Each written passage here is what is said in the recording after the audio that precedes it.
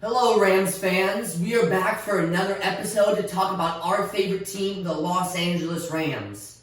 You know, if you're not a Rams fan, thanks for the listen, but get the hell out of here. I'm just kidding. Guess we're glad to have you. Hope you enjoy the show. So I actually have a surprise today. If you can't tell, there's an empty chair right here next to me. And today I'm going to be introducing my co-host. So without further ado, let's get started.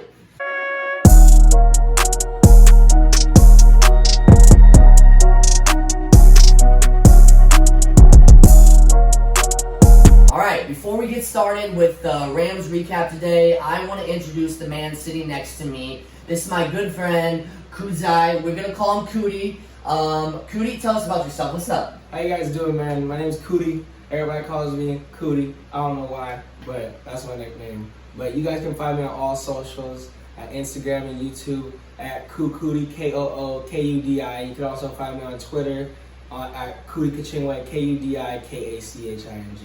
So y'all follow me on all my socials. You know it's Rams Nation. I always be coming up to date with all that new Rams news. So y'all follow me.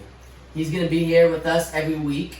We're really excited to get started, and we're going to bring you some great content. Like I said, we're starting with the Week 1 update, and I was very impressed with the Rams. Were you as well, Yeah, Kudi? what a good game. What a good game for the Rams. What a good sign. We look great, man. I did call it on the last episode that if the Rams won this game, I'm guaranteed playoffs. I'm sticking strong to that. I'm going to have to find something like, if the Rams don't make the playoffs, like maybe like a water bet or something. I mean, I'm that confident. We'll figure something out for sure. But one thing I want to point out is one of the biggest question marks for me going in the game, I don't know about you, was Jared Goff. Mm-hmm. I know it wasn't all him last year. The offensive line was something that we were worried about. They did only give up 1 sack. We'll get into that in a little bit. But Jared Goff's average time to throw was 2.59 seconds. It was the 12th lowest in the league. That is huge. That doesn't give the defense time to sack him. I mean, it's difficult to sack somebody in 2.5 seconds. Yeah. Not easy. That's what we need. We need to have those quick routes to be successful this year. I really think so. Yeah. Another thing was his average depth of throw.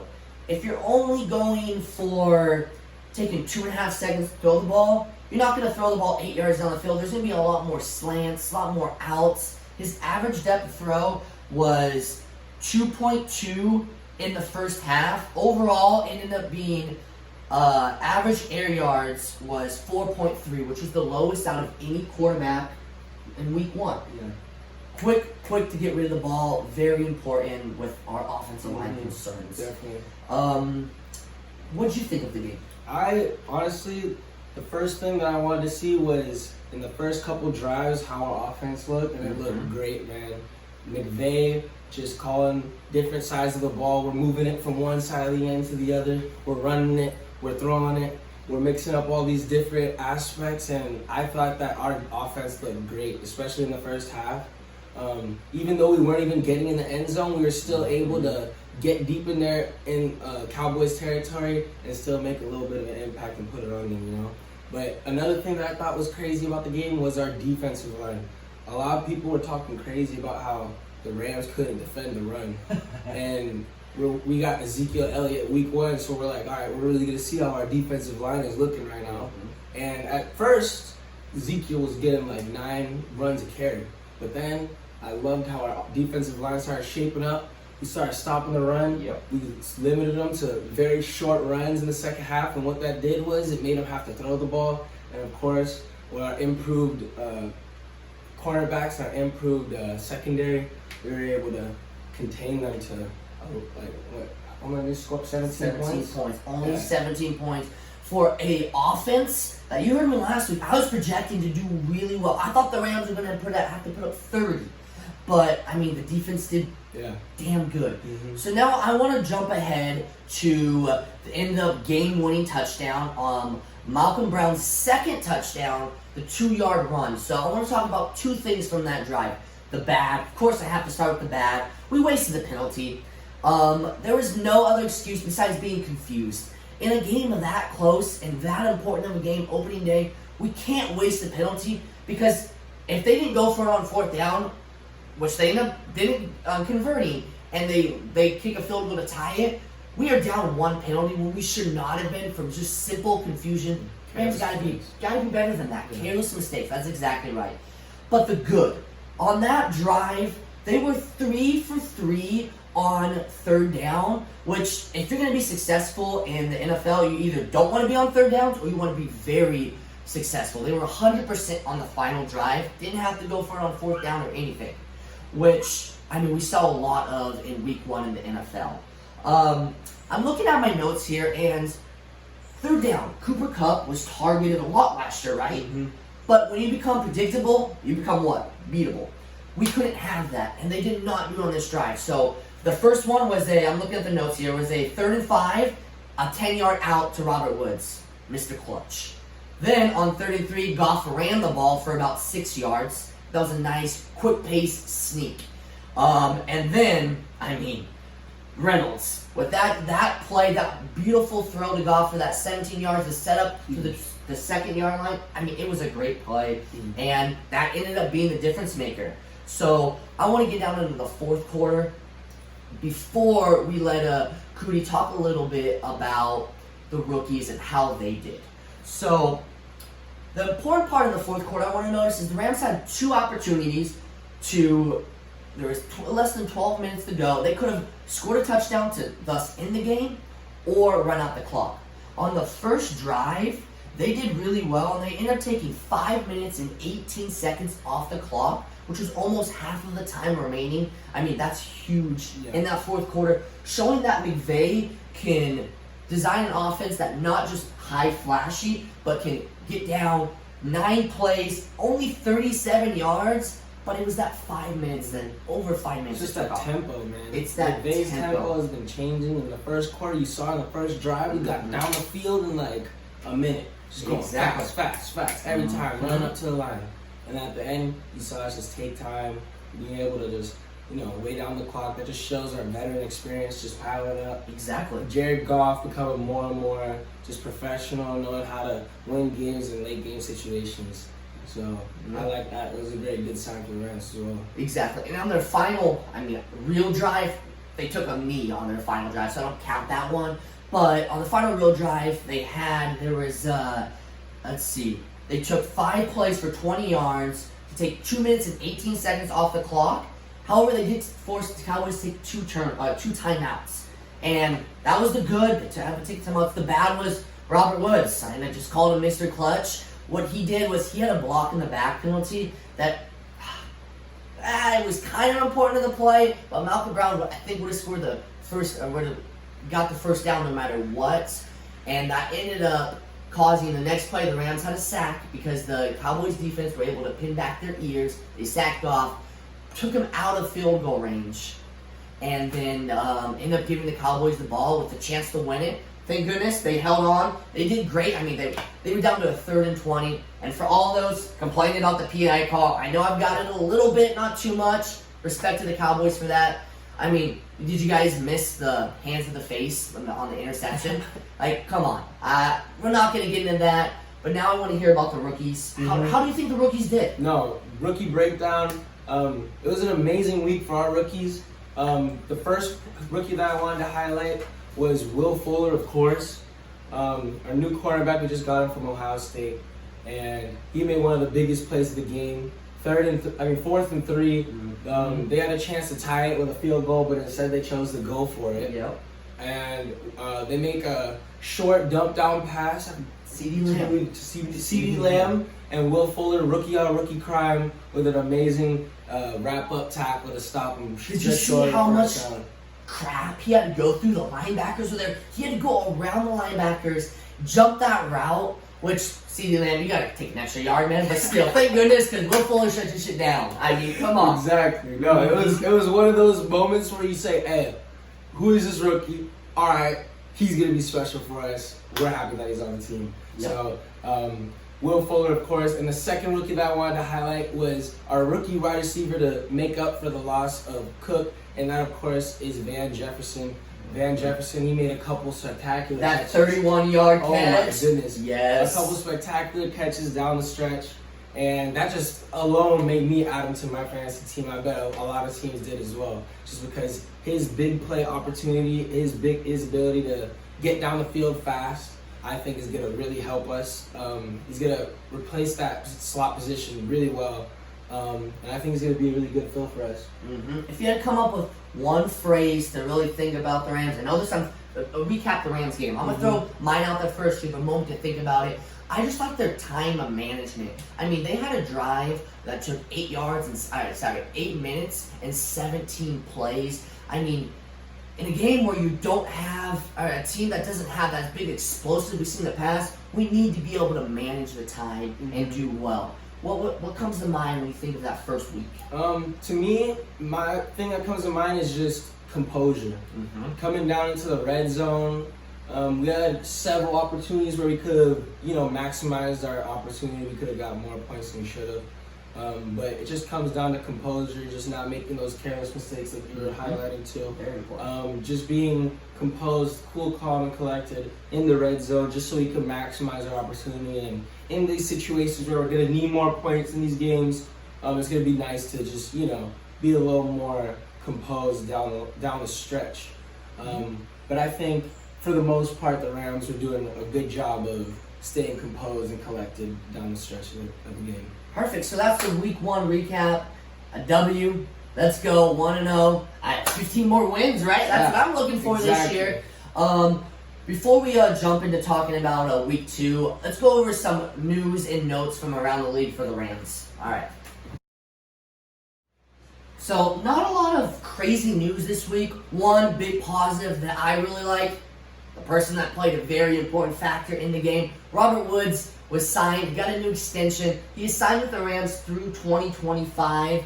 Glad to have him on the team. For all of you dynasty football players out there, I mean, that's just showing how much confidence the Rams have in Robert Woods. I mean, he's a solid player. He was going a lot later than he should have in fantasy football drafts. I just keep an eye on him. For whatever reason, you can get him. You can trade for him cheap. He's a solid play, especially with my projection for 600 pass attempts for Goff. All right, so now let's break down Week 2. So, Kudi, what do you think the Rams need to do to win and beat the Philadelphia Eagles this week? Well, the Eagles is coming off a tough first week loss. They're going to look to bounce back. A lot of their offense and their defense is coming back from injury. Miles Sanders is playing this week. Miles Sanders is playing. So, and they have a couple dudes coming back for their offensive line. So, I believe that what we have to do is put pressure on Carson Wentz immediately. We need Aaron Donald in that backfield. Hit him early. Put some pressure on him. They can get rid of the ball early. We don't want him comfortable back there. And we don't want him having a good game. But yeah, for me, big takeaway for the second week is we need to get Carson Wentz pressure. We need to have him put all in his face all game, get rid of the ball. Yeah, and something that I noticed in the game is I watched, multiple times. I had the NFL Game Pass. I rewatched that Eagles game, and I noticed something. The first 17 points that the Redskins scores, guess how they got the ball? Turnovers. The first 2 touchdowns were interceptions by Wentz because he took 8 sacks in the game. I'm pretty sure he had 5 in the first half.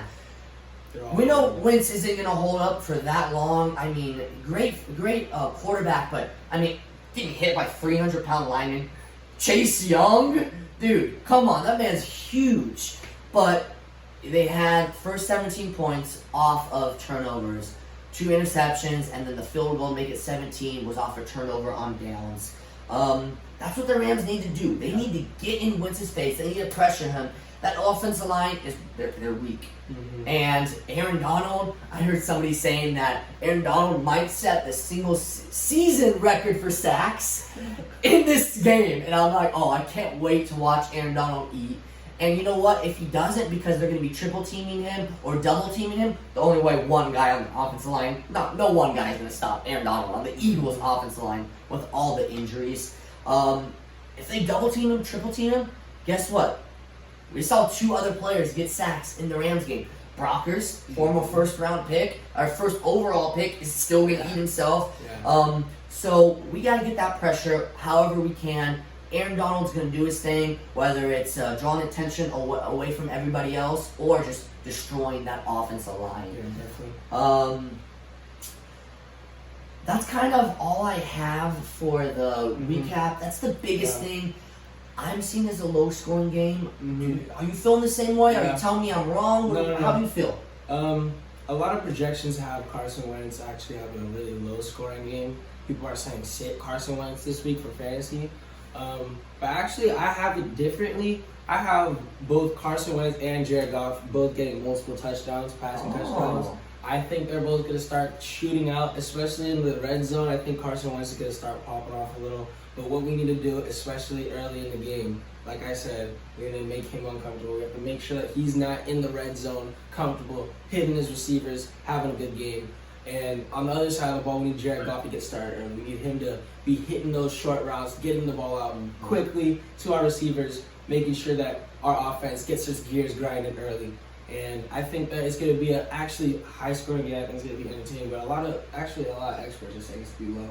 Yeah, I have low as well. But one factor I think is this game's going to be won in the trenches. The defensive lines are going to make or break this game, and that's why I have it as a low-scoring game. I think it's going to be tough to establish the run, and we know Goff is better on his play actions. One concern I have on the defensive side, tell me a little bit about this.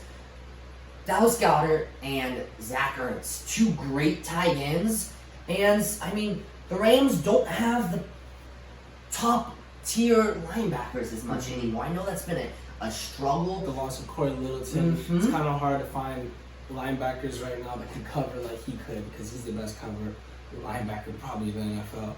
But it's going to be hard to fill in those gaps at linebacker that we lost, especially with these new running backs that are coming back for Philly, especially with Miles Sanders. They're going to try to start getting him going early after missing week 1.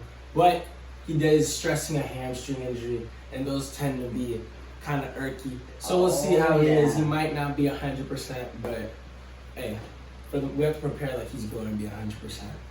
I think if the Rams can get 4 sacks, and if they can limit Dallas Goedert and Zach Ertz, who had almost 200 yards, and they had 2 touchdowns against the Redskins, if they can combine for less than 100 yards for those two, Eagles don't have a lot of other options. I know they have the deep threat, but I really trust our safeties and our corners. I think if they get those 4 sacks at least, they limit to those 2 tight ends to less than 100 yards, I think we're going to secure a win. It's just going to be... I'm going with that low-scoring game. I am sticking to that a little bit just because of those strong defensive lines. Yeah, definitely. It's going to be tough to score. Just speaking about that safety-cornerback relationship, I think both Rap and JJ, both of their, after going through the entire last year together and just building on their relationship, that safety and cornerback relationship is so important to defenses in the secondary in particular, that I feel like Ramsey and Hill and Fuller, their connections with the new and improved safety, not new and improved, but our veteran safeties, I think is going to go a long way this year. I think our secondary is going to be much improved, especially we need good signs We last need year. it, that's for sure. As much as I love the high-scoring games, I'd much rather the Rams win. Yeah, exactly. Not for my fantasy team, but you know what? I'm a Rams fan, that's first and foremost. Fantasy football players second. So we're actually going to be debuting a new segment right now. It's going to be called Kudi's Corner, and it's just going to be whatever Kudi's feeling, whatever he wants to talk about. Do you want to say anything before we cut to it? No. Basically, Kudi's Corner every week. All I'm going to be doing is I'm going to be highlighting different players, different drives, just different things that I liked about the week. And it's just going to be a nice little segment that we can go to weekly.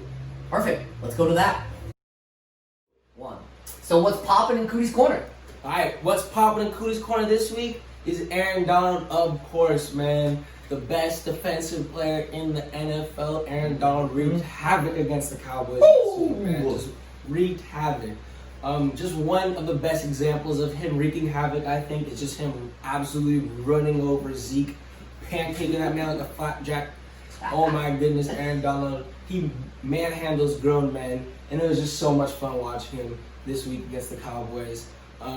Every single play, it seemed like he was getting to Dak it's not inevitable, but it's pretty much inevitable. He's getting to you, and if you don't get the ball out in time.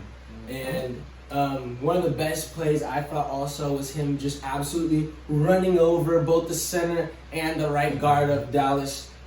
Just putting those two, making them look like little Try kids. to double team. Just trucking both Try of them. to double team.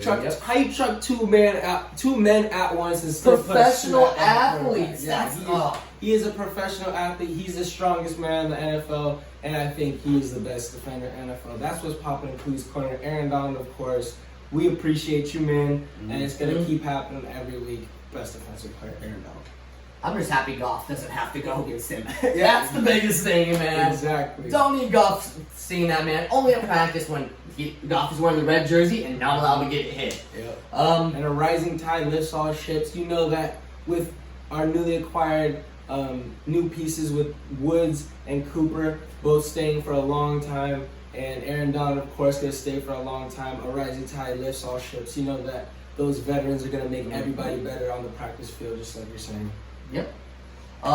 So let's get ready to finish up the episode, and let's hit the Rams parlay of the week now. Alright, you weren't here last week. I started off 0-1 on my parlays. I'm sorry.